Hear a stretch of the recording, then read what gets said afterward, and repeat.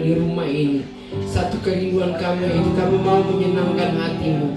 Kami mau memuliakan namamu Tuhan. Karena Kau yang layak kami tinggikan Tuhan. Berkati Tuhan ibadah kami dari awal sampai selesai. Haleluya, haleluya. Mari kita ambil waktu sejenak. Kita sembah Tuhan pada pagi hari ini. Haleluya, haleluya, haleluya, haleluya.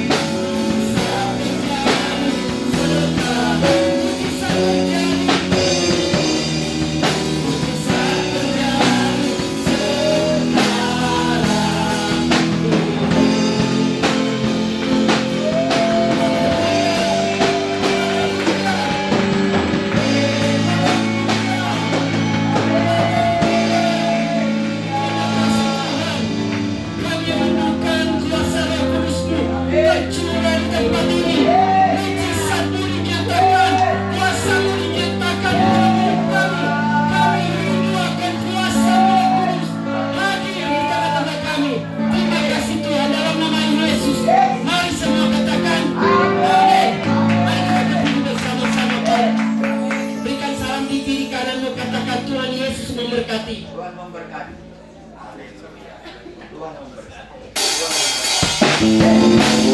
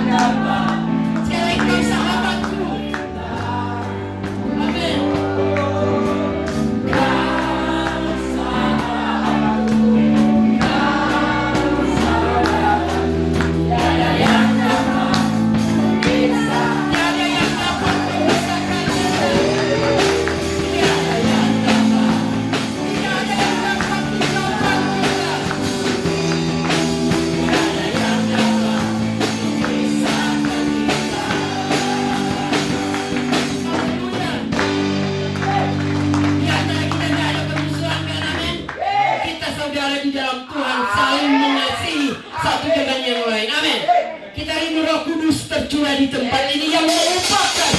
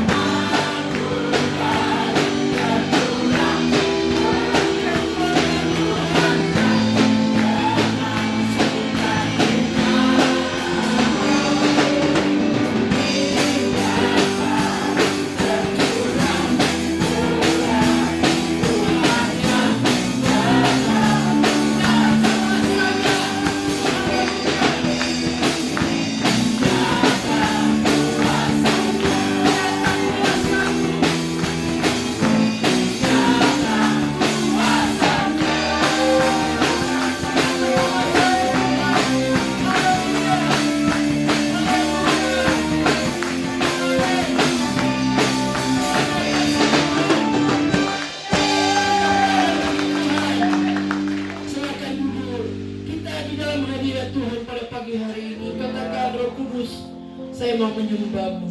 Saya rindu akan jamahanmu di dalam hidup kami. Engkau yang memulihkan saya, mengubahkan pikiran saya, mengubahkan hidup saya. Haleluya. Kami menyembahmu. Saat menyembahmu, mari kita menyembah Tuhan. Pandang Tuhan bekerja.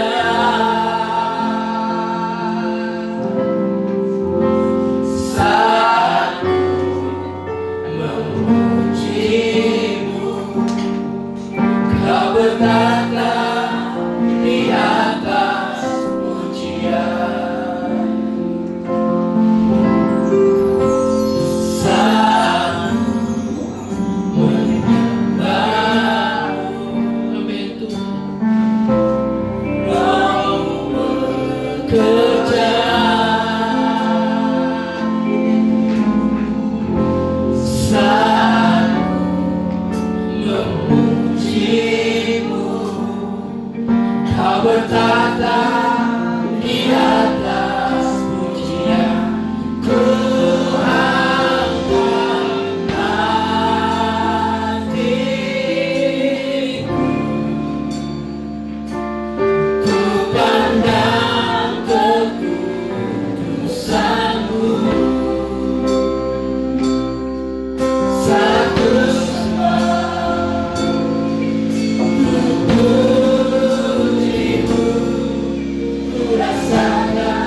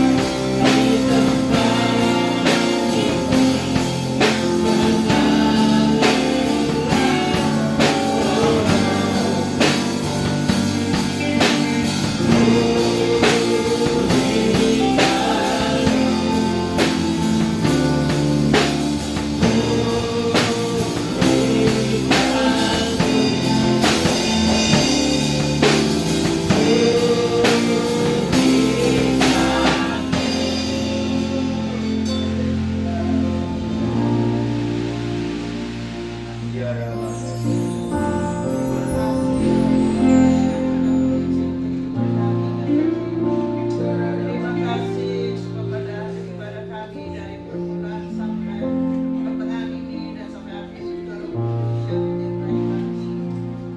Engkau hadir di antara kami ya Tuhan.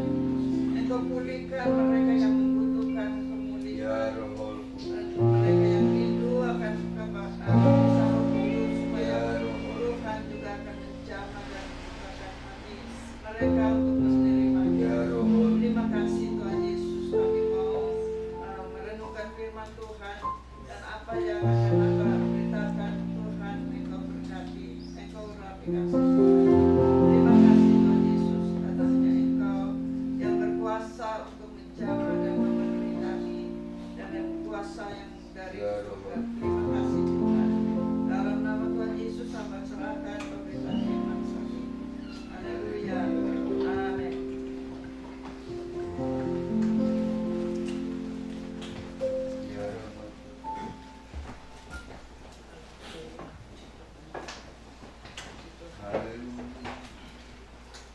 Selamat beribadah di dalam rumah Tuhan.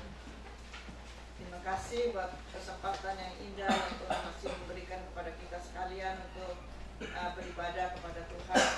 Dan ada banyak yang tidak hadir pada sekolah minggu, orang tuanya juga yang tidak hadir, mungkin mereka sakit, memang banyak yang sakit ya. Tapi puji Tuhan, kita yang sudah hadir pada hari ini, kita sangat bersyukur kepada Tuhan. Dan kita sementara menantikan pencurahan Roh Kudus pada hari Pentakosta. Tapi sementara menunggu, kita mengadakan doa pencurahan 10 malam ya. Saya harap semua bisa hadir dalam doa Zoom itu dan kita boleh merasakan bagaimana kuasa Tuhan yang akan memberikan kepada kita kekuatan dan memberi kepada kita apa yang kita harus lakukan sebagai anak-anak kerajaan Allah, supaya kita bisa melakukan kehendak Tuhan, karena firman Tuhan mengatakan barang siapa yang mengasihi aku dia akan menuruti segala perintahku. Tuhan Yesus mengatakan kalau kita tidak ada Roh Kudus, tidak ada Tuhan Yesus dalam hidup kita, maka kita tidak bisa melakukan apa yang seharusnya kita lakukan sebagai anak-anak kerajaan Allah. Puji Tuhan, pada hari ini kita sedang mempersiapkan diri, atau tiap hari juga kita harus mempersiapkan diri. Tapi ini ada hari yang istimewa. Minggu depan adalah hari pencurahan Roh Kudus, dan kita semua sedang melakukan doa-doa yang khusus, doa pencurahan Roh Kudus.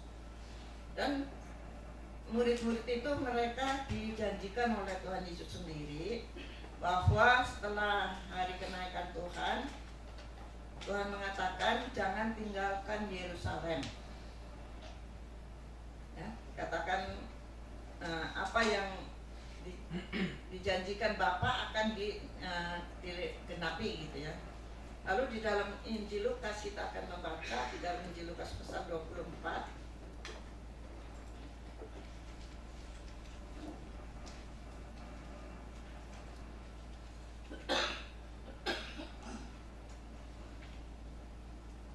Injil Lukas pasal yang ke-24 ayat 48-49.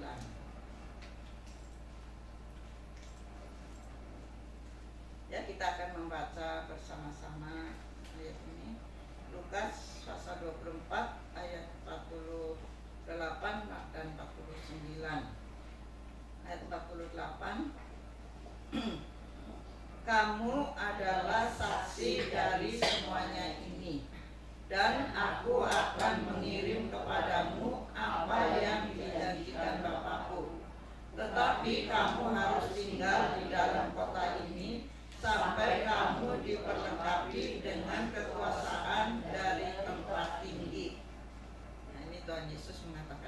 kematian. Waktu Tuhan Yesus sudah bangkit dari kematian dan dia mau naik ke surga dan menampakkan diri kepada mereka semua, dan ada salah satu ayat yang kita baca tadi, inilah pesan Tuhan Yesus. Setelah itu Tuhan Yesus naik ke surga. Lalu dikatakan apa yang dijanjikan Bapakku agar mendatangkan kekuasaan. Di sini dikatakan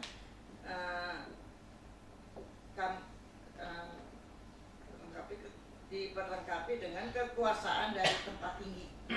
Jadi Tuhan Yesus memberikan kekuasaan yang Allah janjikan itu. Bukan semata-mata hanya berkumpul lalu berdoa saja, tetapi Tuhan mempunyai rencana yang indah buat semua orang.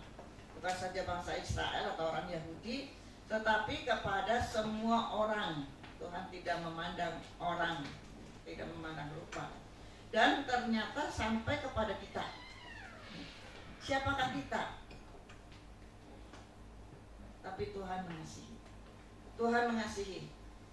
Jadi Tuhan memberikan janjinya itu dan digenapi, dan itu sampai kepada hari ini masih berlaku kalau kita mau menyerahkan kehidupan kita kepada Tuhan.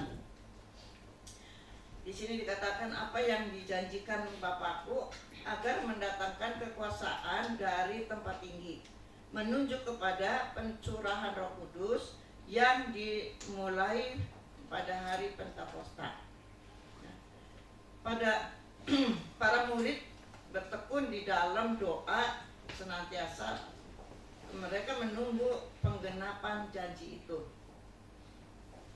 Sekarang ini orang percaya, kita ini semua orang-orang percaya ya, yang mencari baptisan Roh Kudus seharusnya melakukan hal yang sama, yaitu mereka menunggu di Yerusalem dan berkumpul di satu tempat. Mereka bertekun dalam doa, dan itulah yang dilakukan oleh kita juga menurut ajaran dari firman Tuhan, supaya apa yang kita akan lakukan itu dipimpin oleh Tuhan.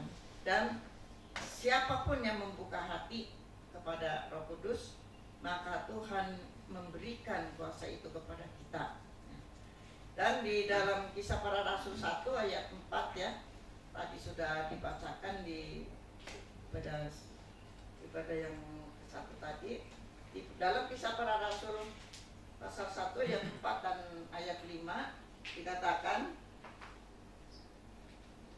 pada suatu hari ketika ia, yaitu Yesus, makan bersama-sama dengan mereka, ia melarang mereka meninggalkan Yerusalem dan menyuruh mereka tinggal di situ menantikan janji Bapa yang demikian katanya, telah kamu dengar daripadaku, sebab Yohanes membaptis dengan air, tetapi tidak lama lagi kamu akan dibaptis dengan Roh Kudus.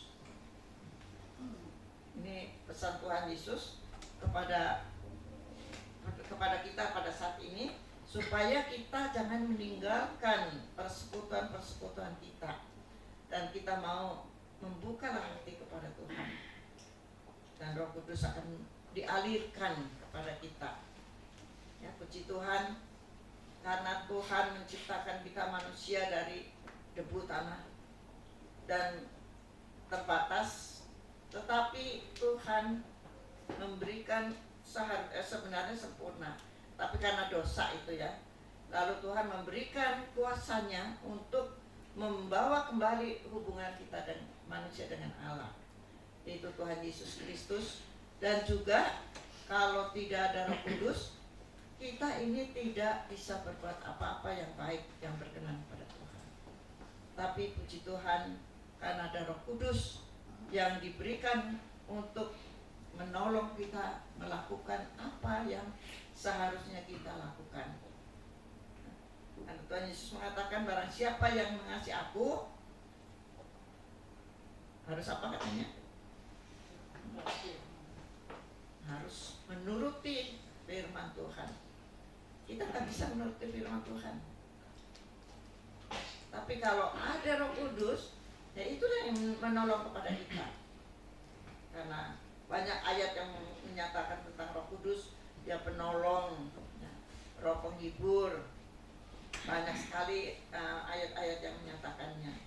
Tapi pada hari ini kita mau mengingat bahwa siapakah kita ini? Hanya Tuhan yang bisa memberikan kepada kita apa yang seharusnya kita lakukan di dalam hidup ini. Dan setelah itu Tuhan Yesus mau diangkat mau terangkat ke surga, maka di dalam ayat yang ke-8 itu mengatakan, tetapi kamu akan menerima kuasa kalau Roh Kudus turun ke atas kamu, dan kamu akan menjadi saksiku di Yerusalem dan di seluruh Yudea dan Samaria dan sampai ke ujung bumi.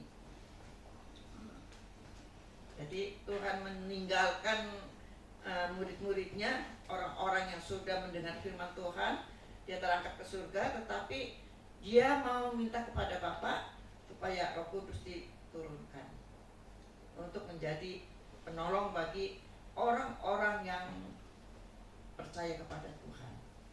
Ya, jadi sangat berguna kalau Tuhan Yesus naik ke surga. Kalau Tuhan Yesus hanya pribadi seorang gitu terbatas, tetapi kalau rohnya diturunkan, rohnya itu bisa memperlengkapi semua orang banyak. Karena Allah itu roh adanya, dan roh itulah yang terjadi dalam kehidupan kita. Dan roh itulah yang mengerjakan, yang memberikan kita kehidupan. Kita hidup karena roh Allah dihembuskan ke roh hidup manusia menjadi makhluk yang hidup. Dan roh itulah yang bersatu dengan Roh Kudus yang memberikan kepada kita kekuatan dan kuasa untuk kita hidup memperkenankan hati Tuhan. Jadi perlu sekali, penting sekali, tapi harus kita kerjasama. Apa yang harus kita kerjakan di dalam hidup ini? Tadi dikatakan seharusnya orang percaya itu sama seperti yang mereka lakukan. Mereka menantikan bukan saja pada hari Pentakosta, tetapi tiap hari, tiap saat di dalam hari kita perlu pimpinan Roh Kudus di dalam hidup ini. Di dalam Kisah Rasul 1 ini ayat 12 sampai ayat yang ke-14 kita akan kembali membaca bersama-sama. Ayat 12 sampai 14. Ayat 12. Maka kembalilah rasul-rasul itu ke Yerusalem dari Bukit Zaitun yang disebut Bukit Zaitun, yang hanya perjalanan sahabat jauhnya dari Yerusalem. Setelah mereka tiba di kota, naiklah mereka ke ruang atas, tempat mereka menumpang. Mereka itu ialah Petrus dan Yohanes, Yakobus dan Andreas, Filipus dan Thomas, Bartolomeus dan Matius, Yakobus bin Alfius dan Simon orang Zelot, dan Yudas bin Yakobus. Mereka semua bertekun dengan sehati dalam doa bersama-sama dengan beberapa perempuan serta Maria ibu Yesus dan dengan saudara-saudara Yesus. Yang mereka setelah dari bukit yang disebut Bukit Zaitun itu, mereka kembali ke tempat mereka menumpang, yaitu di kota Yerusalem, di mana mereka bersama-sama di sana bertekun. Di ayat 14 mengatakan mereka semua bertekun dengan sehati dalam doa bersama-sama. Ya, jadi dengan tekun, marilah kita tekuni apa yang dicontohkan oleh mereka, oleh murid-murid Tuhan, sehingga mereka dipenuhi dengan kuasa yang dari tempat tinggi. Bukan murid-murid yang rasul-rasul saja, tapi banyak orang yang percaya, dan mereka semua di loteng Yerusalem kira-kira 120 orang ya dikatakan. Dan kuasa itu tidak terbatas hanya sampai di situ. Memang ada banyak pengajaran bahwa Roh Kudus tidak berlaku sampai sekarang katanya ya. Tapi kita bisa merasakan kehidupan kita sampai hari ini kita bisa merasakan bagaimana Roh Kudus yang memimpin kehidupan kita. Jadi kalau saudara belum dibaptis Roh Kudus, rindulah, bukalah hati kepada Tuhan, supaya Roh Kudus memenuhi hati kita dan Dia akan memimpin kita kepada segala kebenaran. Karena tanpa kebenaran, tadi firman Tuhan, Tuhan Yesus mengatakan, siapa yang mengasihi aku menuruti perintahku. Jadi kalau kita tidak berjalan dalam kebenaran, berarti bukan anak Tuhan ya, bukan milik Tuhan. Tapi kita mau supaya kebenaran itu dilaksanakan di dalam segenap kehidupan kita. Dan Tuhan mau supaya kita hidup seperti Dia. Karena kita adalah anak-anak Allah dan sewaris dengan Kristus. Kita menjadi warga negara kerajaan Allah dan kita berjalan bersama dengan Tuhan dalam kehidupan ini. Bagaimana caranya? Ya, caranya kita harus belajar baca firman Tuhan tiap hari. Minta Roh Kudus memberikan kita pengertian. Karena tanpa pertolongan Tuhan kita nggak ngerti. Dia baca-baca saja, tetapi kalau kita membuka hati, maka Roh Kudus akan memberikan pengertian akan firman Tuhan dan kita belajar untuk melakukannya. Dan puji Tuhan. Seperti contoh di dalam kehidupan Cornelius, di situ dikatakan Cornelius itu orang Kaisarea ya, bukan orang Yahudi. Tetapi keluarga ini dia melihat kehidupan orang-orang Yahudi yang saleh dan mereka mengikuti. Mereka mengikuti dan hidup takut akan Tuhan. Nah, pada satu hari Cornelius berdoa, biasa menurut ini kan jam 3 lohor gitu, berdoa gitu kan. Lalu jam-jam tertentu. Tapi waktu jam 3 itu Cornelius berdoa, tahu-tahu dia melihat satu sosok di dalam, kita melihat aja, membaca dalam Kisah Rasul pasal 10.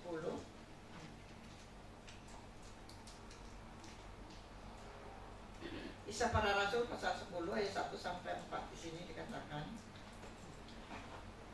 di Kaisarea ada seorang yang bernama Cornelius, seorang perwira pasukan yang disebut pasukan Italia.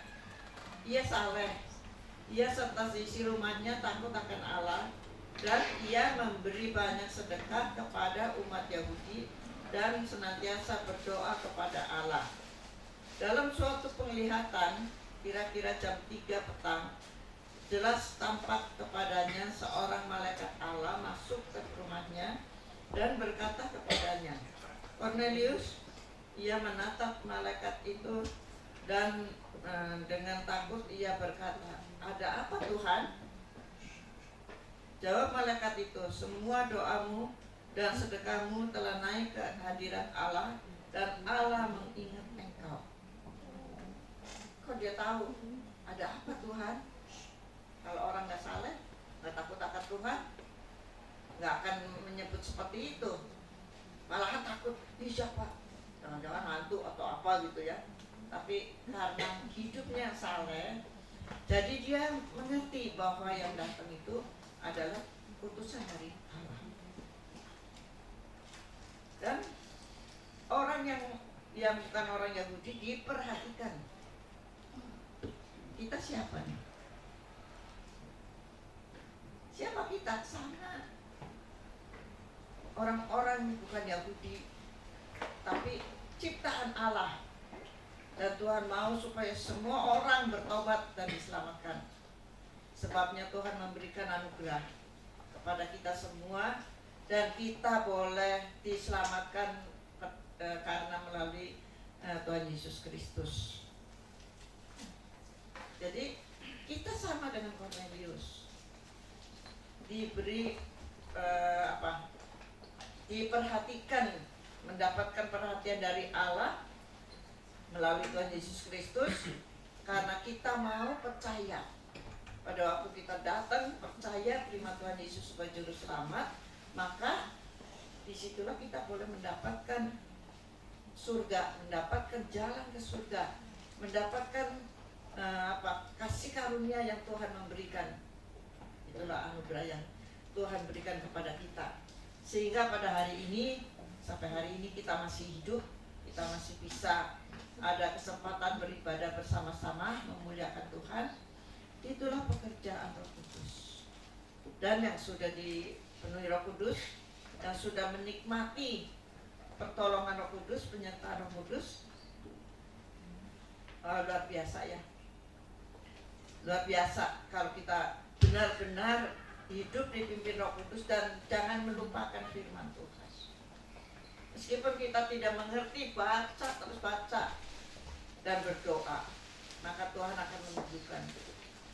Pada waktu kita dalam kesesakan, pada waktu kita dalam kebimbangan, maka firman Tuhan yang kita baca itu dihidupkan, ditimbulkan dalam pikiran kita oleh Roh Kudus. Sehingga orang yang khawatir, so iya ingat di dalam Petrus 5 ayat 7 ya. Serahkanlah segala kekhawatiranmu kepadanya. Dan banyak sekali ayat-ayat yang bisa menolong kepada kita. Waktu kita kekurangan, waktu kita sakit, waktu kita menghadapi apapun, firman Tuhan adalah jawabannya. Kalau kita nggak pernah baca firman Tuhan, bacanya ya kalau lagi mau aja. Bagaimana kita tahu apa yang menjadi kehendak Tuhan? Tapi kita mau belajar. Karena Tuhan tuh luar biasa. Tuhan amat baik. Karena kita tidak bisa mengandalkan manusia. Siapa? Pada hari Rabu, tetangga saya tuh yang kalau mau masuk ke rumah saya ada rumah yang bagus, banyak goboknya di sana. Dia punya anak 2 perempuan. Anak yang besar nggak menikah, yang kedua sudah menikah, punya anak udah besar juga. Lalu anak yang pertama ini dia dulu suka ngelesin piano gitu. Tapi berapa tahun ke belakang ini dia pelihara anjing gitu. Ada anjing liar gitu. Kan dapat sokongan ya, dapat ada yang nyumbang makanannya apa gitu. Sampai puluhan, 30 lebih katanya. Wah, rumahnya udah kayak apa? Orang tuanya nggak diperhatikan, tinggal mamanya satu. Sudah umur 85 tahun. Untung mamanya tuh dulu rada gemuk, banyak penyakit, tapi setelah ngedrop sekali dia jadi kurus, tapi jadi sehat gitu. Dia ke Katolik, kalau ke gereja jalan sendiri. Dulu ada beca. Kadang-kadang kalau saya mau pergi ke sini kan ke angkot jam 6:04. Dia baru keluar dari rumahnya. Tante mau kemana? Cik, mau kemana? Mau ke gereja. Ayo Elena. Dia mau bayar. Gak usah bayar. Udah dibayarin. Jalan. Terus nanti naik angkot yang ke Waringin gitu. Dia setia. Kupingnya udah agak tolak gitu ya. Dan dia suka jajan. Dia suka ngobrol sama tetangga saya itu. Sama-sama Katolik, sama-sama ada kering di rumahnya juga gitu. Jadi suka ngobrol gitu. Kadang-kadang ngajakin, yuk kita makan gitu, pengen makan sate lontong di Sudirman. Orangnya gitu. Nah, waktu hari Selasanya dia minta dianterin sama tetangga saya yang dulu pernah kerja membantu si tante ini gitu. Nah, Nius anterin saya yuk ke pasar katanya gitu, ke Cangkring gitu dekat. Dia bilang, aduh nggak bisa tante, suaminya suruh anterin, masih belanja masih ini. Terus besoknya pagi jam 3 meninggal. Pagi-pagi waktu saya bangun udah buka pintu, si Ius ini sampai nangis, tante Jamu meninggal. Dan punya anak lebih mementingkan peliharaannya itu daripada mamahnya. Akhirnya RT turun tangan, tetangga, ada ambulan warga di situ RW. Akhirnya mau dibawa dulu ke rumah sakit gitu ya, minta surat dokter. Si anaknya ini nggak mau ikut. Sama Yesus aja, urusin. Udah gitu apa? Nggak ikut pergi. Jadi cepat-cepat telepon ke anaknya yang kedua itu ya. Jadi ketemu di rumah sakit. Akhirnya si Yesus bilang, untung tante ada yang bawa uang, katanya gitu. Nggak ngasih uang apa? Habis 300 katanya ada yang nalangin dulu. Ya. Nah ini punya anak yang serumah. Udah gitu apa? Urusinnya serius sama itu, petinya yang murahan aja katanya itu. Minta surat miskin lagi ke RT. Akhirnya dibilangin, kalau pakai surat miskin dapat peti, tetapi nggak ada mobil, nggak ada apa yang dekor segala macam. Akhirnya dia mundur. Bilang dia nggak usah. Bilang orang rumahnya gedung, anaknya juga punya toko yang kedua itu. Nah, ya begitulah, punya anak pun tidak ada perhatian seperti itu. Saya bilang, wah, tante bersyukur cina, kata seperti tante tuh bersyukur katanya, nggak sampai seperti itu. Saya sangat bahagia. Meskipun nggak punya anak, tapi saya sangat berbahagia. Tuhan memperhatikan saya. Banyak orang yang memperhatikan saya. Yang punya anak serumah seperti itu. Dia meninggal jam 3 katanya. Habis mau ngasih tahu ke siapa, ke tetangga, nanti rame katanya. Ada cerita setelah itu. Udah gitu katanya. Udah gitu saya tidur lagi aja. Saya tidur lagi aja. Sampai pagi baru buka pintu kasih tahu. Inilah kehidupan di dunia. Jadi ada orang seperti itu, anak sama ibu, meskipun dia kan ingat nanti dia tinggal sendirian, udah tua nanti bagaimana. Sekarang orang tuanya aja seperti itu. Tapi buat kita sekalian, kita bersyukur kepada Tuhan karena ada Tuhan yang memperhatikan, kasih Tuhan, dan semua anak-anak kita enggak seperti itu. Karena penaburan kita yang baik dan kita mau menuai juga yang baik. Nah, jadi kita berserah dan minta pimpinan Tuhan. Minta Roh Kudus yang memberikan kita kasih yang terus memenuhi hati kita.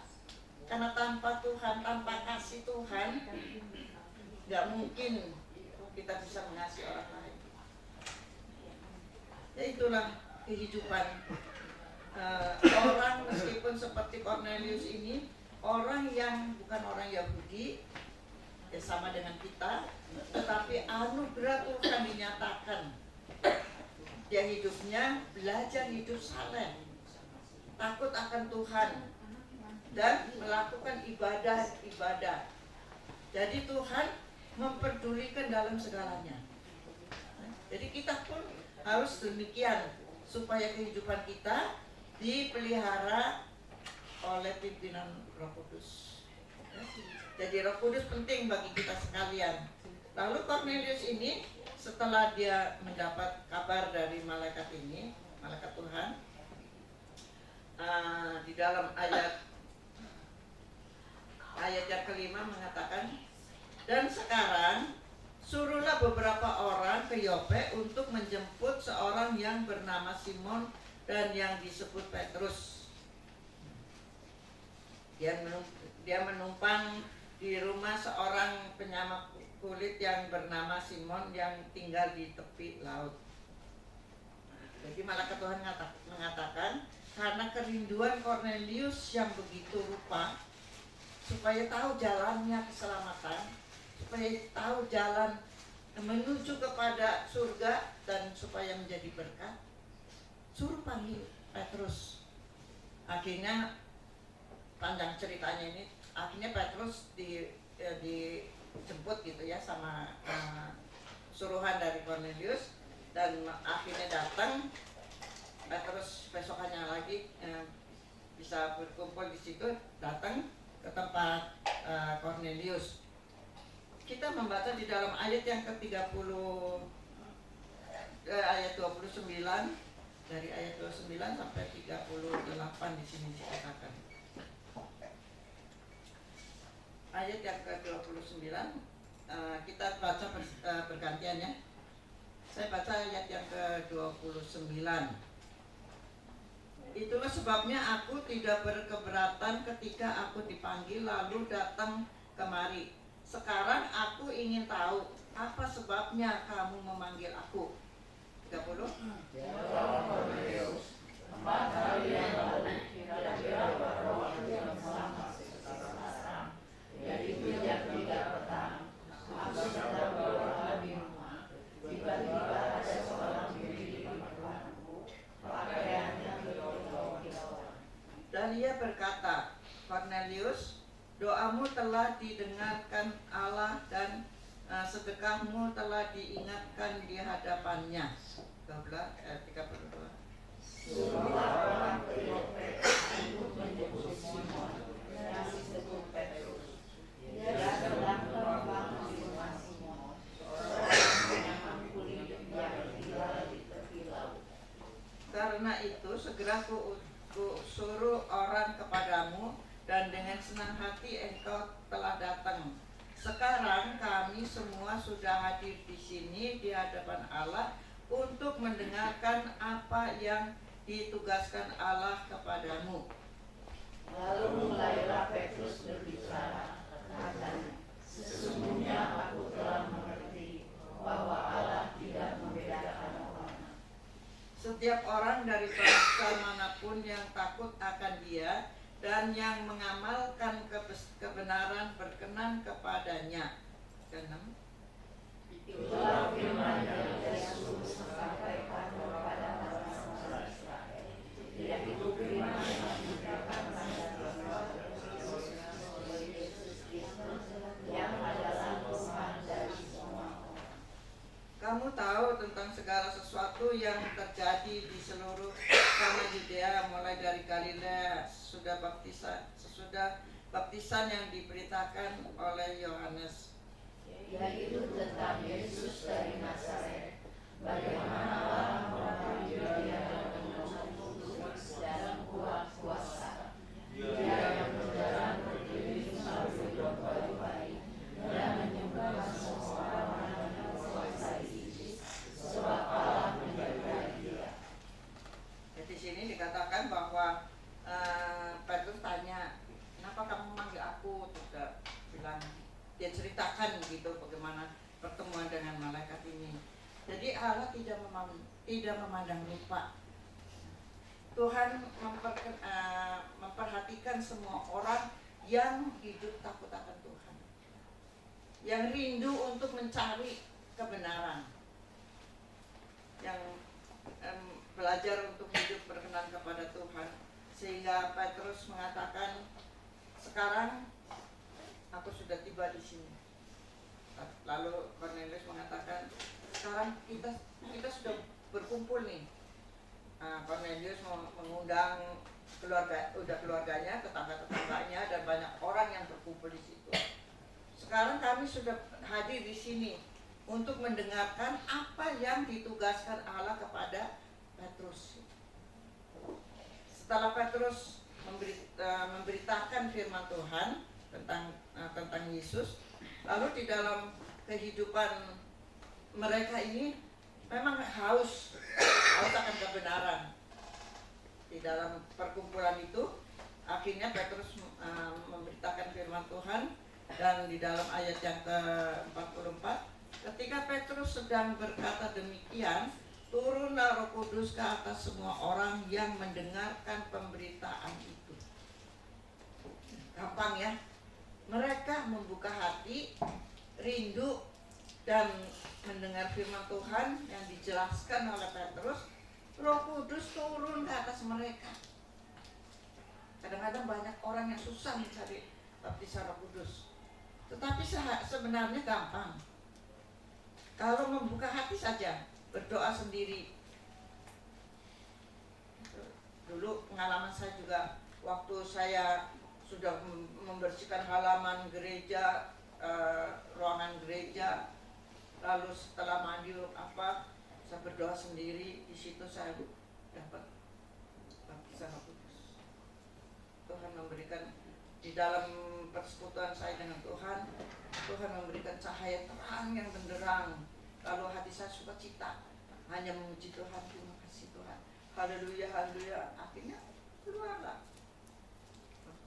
baptisan Roh Kudus itu, dan dari situlah Tuhan memberikan sukacita.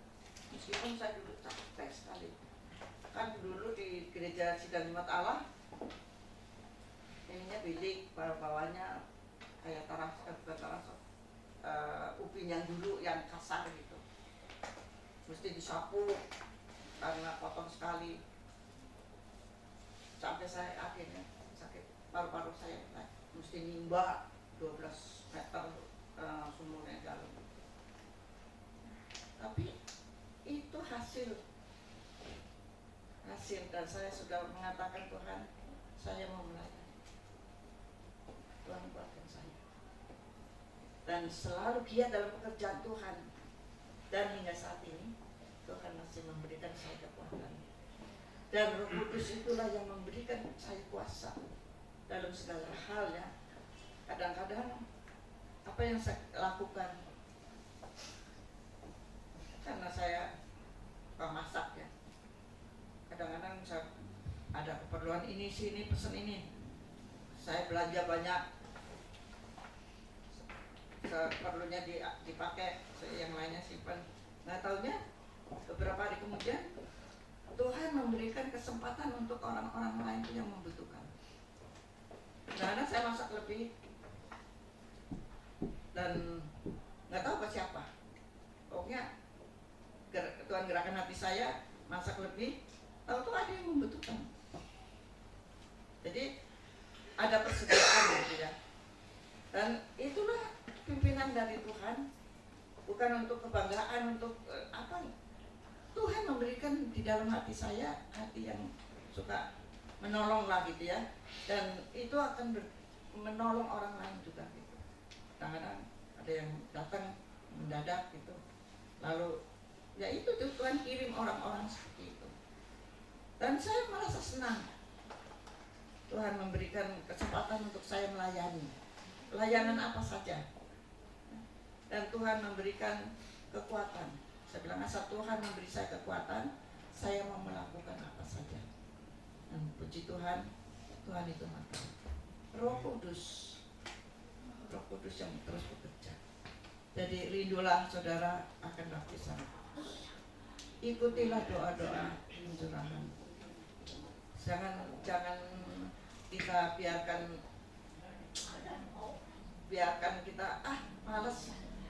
Kan kalau jam gitu kan paling sejam kurang gitu ya, dengan membuka hati kita kepada Tuhan, pasti Tuhan akan memberikan.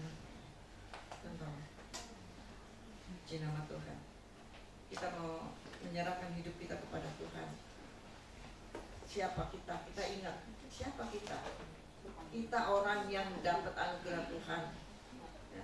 Tuhan yang memperhatikan kita sehingga kita boleh menjadi keluarga kerajaan Allah, dan kita diperlengkapi dengan Roh Kudus, dan kuasa itulah yang membawa kita kepada satu kemenangan demi kemenangan.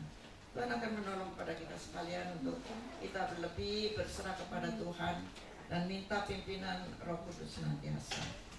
Terima kasih Tuhan, terima kasih Tuhan Yesus. Biarlah firman Tuhan dikerjakan oleh Roh Kudus dalam hidup kami. Dan kami merindukan akan Engkau Tuhan, baptisan Roh Kudus. Karena Engkau sudah memilih kami, memberikan kami kesempatan untuk menikmati persekutuan di dalam kerajaan Allah. Tuhan, kami serahkan hidup ini dalam tangan Tuhan. Terima kasih Tuhan Yesus, terima kasih. Terima kasih.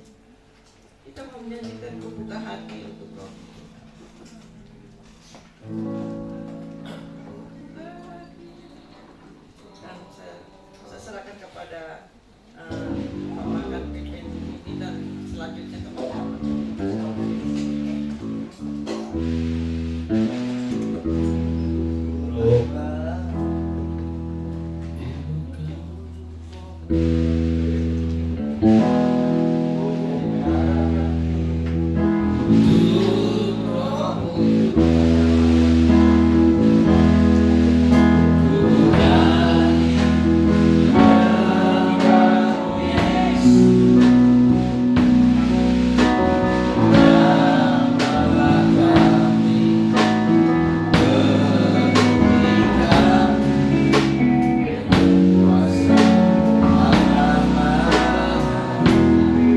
Sebelum kita naikkan pujian ini ada pengumuman pertama, tanggal 19 minggu depan ada PK. Di sini ada PK pekerja Kristus dari habis ibadah 2, mereka-mereka yang sudah diwawancarai, mereka-mereka yang rindu untuk melayani mengikuti PK selama 3 bulan. Jadi 12 kali pertemuan. Ini diadakan baik onsite atau online ya, Zoom, karena beberapa mahasiswa masih kuliah jadi di luar kota. Jadi mereka yang ingin melayani, jadi anak-anak saudara yang melayani, dorong, ayo supaya bisa pelayanan ikut PK, karena persyaratannya pelayanannya harus ikut pekerja Kristus pertemuan selama 16 kali. 12 kali. Yang kedua, jam 7 jangan lupa, tiap jam 7 malam kita akan doa bersama. Ini hari yang keempat ya, hari yang keempat atau malam yang keempat. Saya lihat kemarin anak-anak muda, mereka terinspirasi di hari Jumat, jadi ibadahnya di gereja mereka, di ibadah pencurahan Roh Kudus, walaupun pakai Zoom juga. Saudara-saudara, saya melihat sudah semakin ramai ikut doa pencurahan Roh Kudus. Ayo dorong, gitu ya. Terus saja sih, berdiri bersama-sama yuk.